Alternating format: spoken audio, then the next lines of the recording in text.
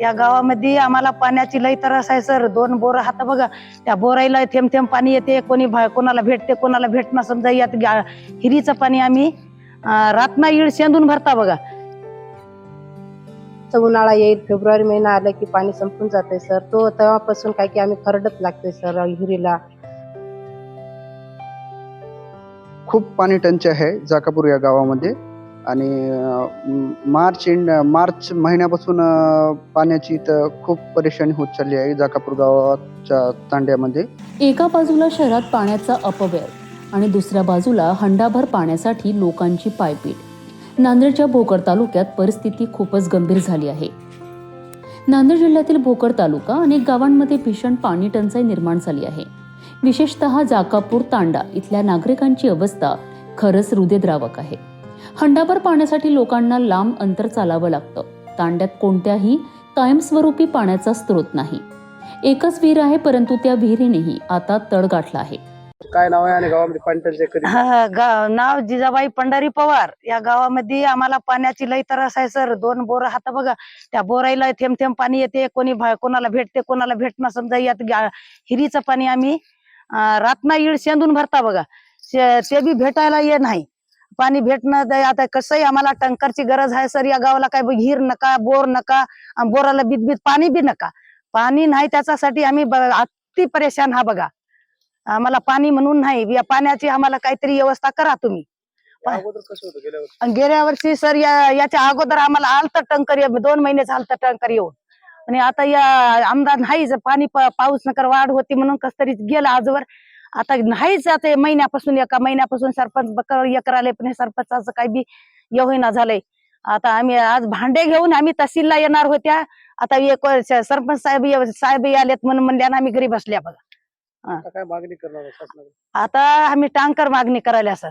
टँकरशी आम्हाला मार्गच नाही. दुसरं कोणतंही बी कोण्या हिरीचं दाखिलं कोण्या बोरला दाखिलं तरी बी पाणी भेटणार नाही. पाणीच नाही जवळपास. सरकार काय येडं झालं असेल काय? कुठंतरी तळ करायचं नकर. या गावला पाण्याची वाढ होईल, पाण्याची पातळी वाढते, ते काही बी नाही बघा. ते पाणी नाही गेल्यानं माणूस वाचल कसे? माणसाला पाणी लागेल की आता ढोरा जनावराला पाणी पाहिजे की सर. प्रत्येक पक्षीला पाणी पाहिजे.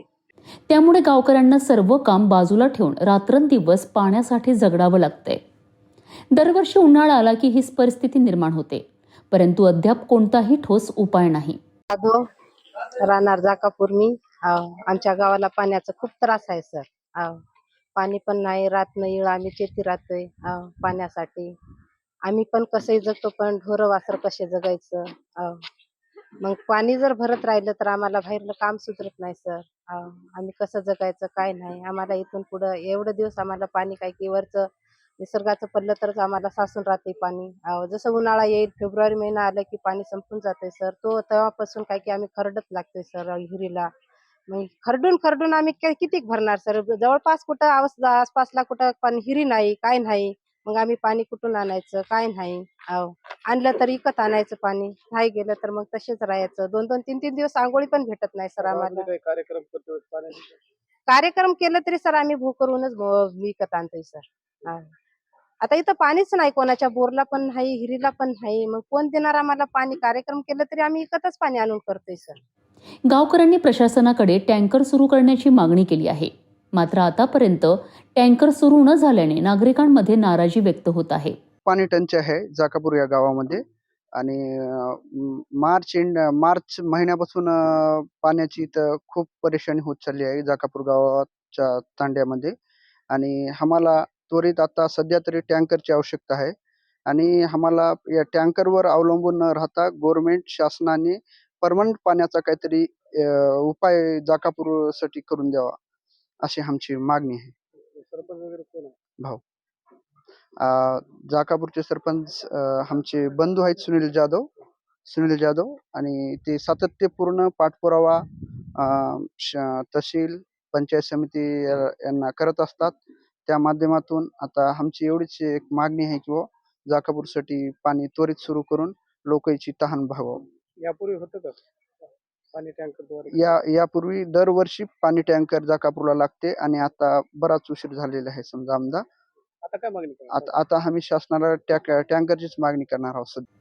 पाणी हा मूलभूत हक्क आहे, परंतु आजही काही ठिकाणी लोकांना त्यासाठी संघर्ष करावा लागतोय. प्रशासनाने याकडे तात्काळ लक्ष देणं गरजेचं आहे.